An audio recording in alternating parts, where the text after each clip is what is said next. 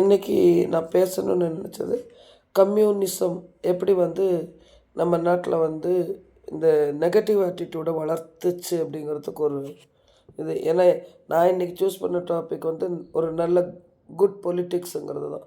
அதுக்கு முன்னாடி நம்மக்கிட்ட இருக்கிற அந்த வேஸ்ட்டு தாட்ஸ் எல்லாம் அழிக்கணுன்னா வாட் ஆர் ஆல் ஹேப்பன்ட் ஏர்லியருங்கிறது நமக்கு தெரியணும்.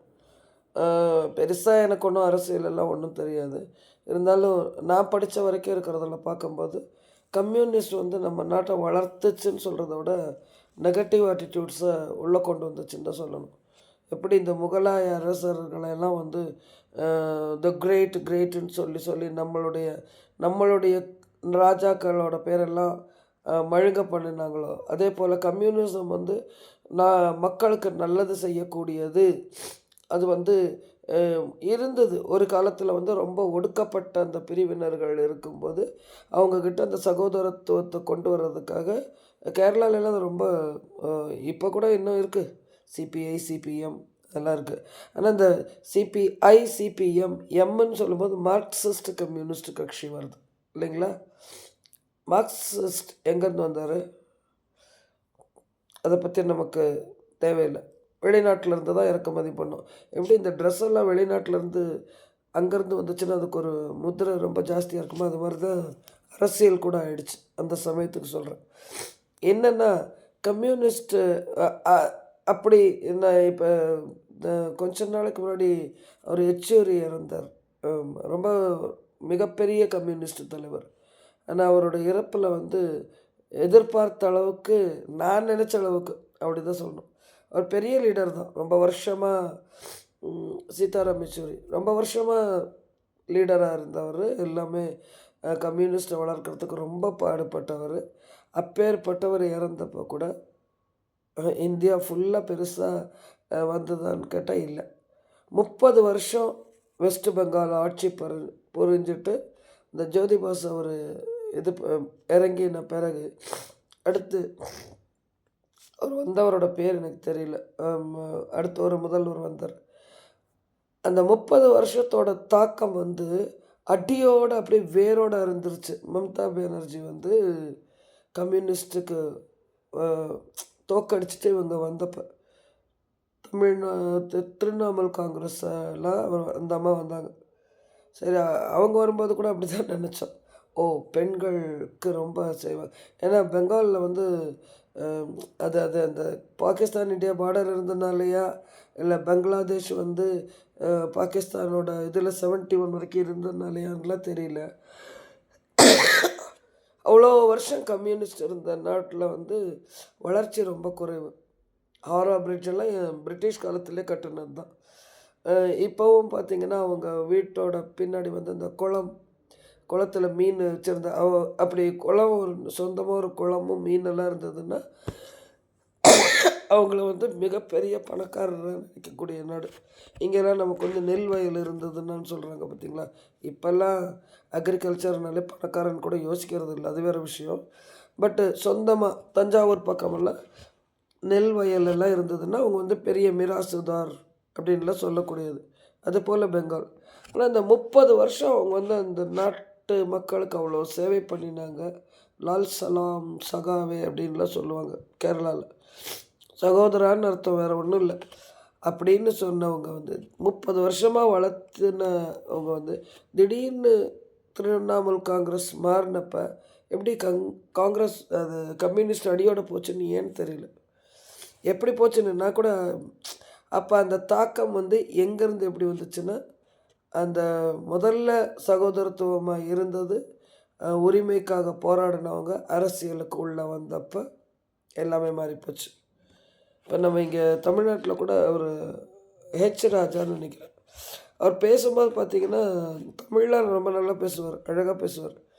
ஆனால் அந்த தேவையே இல்லாமல் எதிர்ப்பார் எந்த விஷயத்தையுமே. அது என்ன மேட்டர், அது உண்மையா பொய்யா, நீ வளர்ந்த விஷயம் அதெல்லாம் தெரியவே தெரியாது. ஆனால் எதுக்காக அதை எதிர்க்கிறாருன்னே தெரியல. அப்படி பேசக்கூடிய ஒரு இது உண்டு. ஏன் சொல்கிறேன்னா, கம்யூனிசம் பாசிட்டிவ் ஆட்டிடியூடு மக்கள்கிட்ட இருந்ததை சுத்தமாக வேரோட இது பண்ணிட்டாங்க. எதை பேசினாலும் எதிர்க்கிறது. அது நல்லதா கெட்டதான்னு அனலைஸ் பண்ணுறதுக்கு கூட நேரம் கொடுக்கறதில்ல. நேரம் கொடுக்கறதில்லைன்னா இதெல்லாம் நம்ம தப்பு தான். திரும்ப திரும்ப நான் சொல்லுவேன். தனி மனிதர்களுடைய தப்பு தான். இந்த கமலஹாசன் நடித்த ஒரு படம்னு நினைக்கிறேன். வெட்னஸ்டேன்னு இருந்தது. ஹிந்தியில் வந்து அனுபம் கேர் நடிச்சிருந்தார். சாதாரண மனுஷன் எப்படி அவன் வந்து எழுந்தான்னா என்ன நடக்கும் அப்படிங்கிறதுக்கானது ரொம்ப நல்ல அருமையான ஒரு படம். உண்மையாலுமே அந்த சாதாரண மனுஷன் அவனுடைய கோபம் வந்து வெளிக்காட்டும் போது எப்படி வெடிக்குதுன்னு நான் இன்றைக்கி தமிழ்நாட்டில் கேட்குற எல்லா படித்த இளைஞர்கள்ட்டையும் இது ஒன்று தான். Analyse your self. எதையுமே ஆராயாமல் அனலைஸ் பண்ணாமல் ஒத்த பக்கமாக இவன் கரெக்டு இவன் தப்பு அப்படின்னு சொல்லவே சொல்லாதீங்க. கடவுள் எல்லாருக்குமே நமக்கு புத்தி கொடுத்துருக்காரு. ரொம்ப அழகாக அதுவும் கொடுத்துருக்காரு. யாருக்குமே எல்லாருக்குமே 1 கிலோ 400 கிராம் தான் புத்தி, ஐ மீன் பிரெயின். அதை நீ எவ்வளோ யூட்டிலைஸ் பண்ணிக்கிறேங்கிறது தான் நம்மளுடைய முக்கியம். எந்த வித அதை பற்றி பேசினா இவங்க செய்கிறது தப்பு, இன்றைக்கி இது பண்ணுறாங்க அப்படின்னு இன்றைய செய்திகள்னு சொல்லணும். கடைசி முடிஞ்சால் சொல்கிறேன், தெரியல எவ்வளோ டைம் கிடைக்கும்னு. அது அது சொல்லும்போது இப்போ என்ன நடக்குதுங்கிறத சொல்கிறதுக்காக சொல்ல வந்தேன். பண்ணும்போது இந்த நெகட்டிவிட்டி வந்து நம்மளுடைய இளைஞர்களுக்கு மத்தியில் ஜாஸ்தியானதுக்கு முக்கியமான காரணம் கம்யூனிசம் தான். அதுக்கு பிறகு இந்த பழமையவே பிடிச்சிட்டு புதியன புகுதலும் அப்படின்னு ஒரு புறநானூரில் ஒரு வாக்குண்டு. பழையன கழிதலும் புதியன புகுதலும்னு. அதெல்லாம் கழியவே கூடாது, அதே தான் பிடிச்சிட்டு நீ தொங்கிட்டே இருக்கணும் அப்படின்னு சொல்கிறது தான் காங்கிரஸ். வேறு ஒன்றும் இல்லை. என்னடா உடனே காங்கிரஸை பற்றி டிஎம்கேவை பற்றி அது பேர் என்ன இப்போ கம்யூனிஸ்ட்டை பற்றின்னு சொல்லிட்டா அப்படின்னா ஷீ இஸ் அ பக்கா பிஜேபின்னு. No, it maybe I maybe influenced with the BJP, இல்லைன்னு சொல்லலை நான். அதுக்காக இல்லைன்னுலாம் சொல்லலை. கட்டாயமாக நிறைய கருத்துக்கள் வந்து ஓகேன்னு நினச்சிருந்துருக்கலாம். பட் எனக்கும் அரசியலுக்கும் எந்த விதமான சம்மந்தம் கிடையாது. உண்மையானவே இந்த முதல்ல சொன்னேன், அரசியல் ஆலோசகராக ஔவையார் இருந்த மாதிரின்னு. ஒவ்வொரு அந்த நாட்டில் அந்த காலத்துலலாம் முதல்ல வந்து குரு அப்படின்னு சொல்லியிருந்தாங்க. அதுக்கு பிறகு கொஞ்சம் மாடர்னைஸ் ஆன பிறகு அரசியல் ஆலோசகர் அப்படின்னு கொண்டு வந்தாங்க. ஔவையார் வந்து அந்த இதில் தான் பார்க்கணும். அதியமானுக்கு வந்து அரசியல் ஆலோசகராக தான் இருந்தாங்கன்னு சொல்லணும். இந்த அம்மா புலவராக தானே நமக்கு தெரியும். அவங்க போய் எங்கேருந்து அரசியல் ஆலோசகராக இருந்தாங்கன்னா, நீங்கள் ஔவையாருடைய தனிப்பாடல்கள்னு இப்போ திரும்பவும் கிடைக்கிது. புலியூர் கேசிகன் அவர் தொகுத்தது, சோழன் பப்ளிகேஷன்ஸ். எஸ், நான் ஆக்சுவலாக லாஸ்ட் இயர் வாங்கியிருந்தேன். படிக்கிறதுக்கு கூட நேரம் ஃபுல்லாக முடியல. அதில் எழுதியிருக்கிற அந்த இதில் பார்த்திங்கன்னா எந்தெந்த இடத்துலலாம் எப்படி எப்படி மன்னர்கள் நடந்துக்கணுங்கிறதுல வந்து ரொம்ப கரெக்டாக அந்த சொன்னதுக்கான இதெல்லாம் நிறைய இடத்துல கோடு இருக்குது. நிறைய இடத்துல நம்ம தமிழ்நாடு இதில் பார்த்திங்கன்னா ஔவையாரை வந்து சங்கப்புலவர்னு ஒரு இதில் இருக்குது. கம்பரோட பீரியட்லன்னு இருக்கார், 3வது ஜென்ரேஷனில் இருந்தால். அதனால் அதெல்லாம் சான்ஸே இல்லை, உடனே அது பொய் அப்படின்னு. ஒரு கதை எப்படி இருக்குதுன்னா, அவர் வந்து அந்த அம்மா சின்ன வயசாக இருக்கும்போது அந்த காலத்திலேயே ஆண்களோட பிரச்சனைக்கு பயந்து எனக்கு கல்யாணம் வேண்டாம், அதனால் என்னை வந்து முதுமையில் உள்ள ஒரு கிழவியாக மாற்றிருன்னு விநாயகர்கிட்ட வேண்டினதாக ஒரு இதே இருக்குது. விநாயகர் அகவல் அதுக்காக தான் பாடினார் அப்படிங்கிறதுக்கு வந்து ஒரு குறிப்பே இருக்குது. அது அது எப்படின்னு தெரியல. அப்போ அந்த முதுமையான வயசாக விநாயகர் அகவல் பாடினது, அதாவது ஷாரீரத்தில் முதுமையான வயசான அந்த அம்மா கம்பராமாயண பீரியட்லேயும் இருந்திருக்கிறாங்க. ஏன்னா கம்பரோட ஒரு ஔவையாருக்கும் கம்பருக்கும் ஒரு நல்ல இந்த ஃபெமினிஸ்ட்டு அப்போவே இருந்திருக்குது பாருங்கள். கம்பருக்கு வந்து தன்னுடைய அறிவில் வந்து ரொம்ப அகந்தை ஜாஸ்தி. அவருக்கு ஔவையாரோட அந்த சிம்பிளிசிட்டி பிடிக்காது. அதனால் ஒரு முறை அவரை குறைச்சி மதிப்பிடணும் அப்படிங்கிறதுக்காக என்ன சொன்னார்னா, இந்த அம்மாவை எப்படியாவது மரியாதை இல்லாமல் திட்டணும், ஆனால் சாதாரணமாக திட்டுனா அவ்வளோதான், அந்த நாட்டில் இருந்து துரத்தி விட்டுருவாங்கன்ட்டு என்ன சொல்லிட்டார். ஒரு காலடி 4 இலை பந்தலடின்னு ஒரு புதிர் சொன்னார். அது வந்து ஒரு கீரை, ஆரைக்கீரைன்னு பேர். அது வந்து ஒரே ஒரு ஒத்த இலை தான் இருக்கும், 4 இதழ்கள் இருக்கும். அதுக்காக ஒரு காலடி நாலிலை பந்தலடி அப்படின்னு சொல்லி. ஔவையார் கவிஞர் இல்லையா, கவிஞருக்கு கவிதையில் தானே சொல்லணும். அழகாக பதில் சொன்னார். எட்டேகால் லட்சணமே எமனேறும் பரியே முட்டக்கூரை இல்லா வீடே ஆரையடா சொன்னாய் அது அப்படின்னு.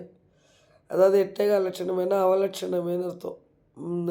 தமிழோட கிராமரில் வந்து அ வ எட்டு, அது எட்டேகால் லட்சணம். யமனேறும் பரியே, யமனேறும் பரி யார்? யமன். எரும மாடு மேலே வர்றது யாருன்னா எரும மாடே அப்படின்னு திட்டார். முட்டைக்கூரை இல்லா வீடே, குட்டி சோறுன்னு அர்த்தம். ஆரையடா சொன்னாய் அது, ஒன்று கேட்டது நீ யாரை சொன்ன அப்படின்னு, இன்னொன்று என்னென்னா ஆரைக்கீரையை சொன்னேன்னு. பார்த்தீங்கன்னா அவரால் பதிலும் சொல்ல முடியாது. இந்த அம்மா தன்னுடைய தன்மானத்தையும் காப்பாற்றிக்கிட்டாங்க, கொஷினுக்கு பதிலும் சொல்லிட்டாங்க. அவனை அடாபுடான்னு சொல்லியாச்சு. நீ டீன்னு சொன்ன நான் டான்னு சொல்லுவேன்னு. இப்போ இருக்கிற அதே தான், ஈக்குவாலிட்டி தான், ஒன்றும் பெருசாக இல்லை. ஏன்னா இது கம்பராமாயண டைமில் இருந்தே ஆண் பெண்ணுக்கு வந்து சண்டை இருந்திருக்குங்கிறதுக்காக சொல்ல வந்தேன். ஓகே, அந்த ஔவையாரோடதுலேருந்து இங்கே வருவோம். கம்யூனிஸ்ட் நம்மளை வந்து எப்படி நெகட்டிவிட்டி கொண்டு வந்ததோ அதே போல் காங்கிரஸ் வந்து அந்த பழைய விஷயங்களை நம்மக்கிட்டேருந்து ஒதுக்கவே விடலை. புதுசாக ஒன்று யோசிக்கணுங்கிறதையே கூடாதுங்கிற மாதிரி. அதாவது நீ வந்து பழைய இதே, அதை விட ஒரு கொடுமை என்னென்னா பழசுக்கு பழசுன்னு சொல்லணும். இப்போ யோசனை பண்ணி பாருங்கள், 150 வருஷத்துக்கு முன்னாடி நம்ம வந்து வந்தே மாதரம் பாடல்கள் வந்து பாடப்பட்டது, முழுமையாக பாடப்பட்டது.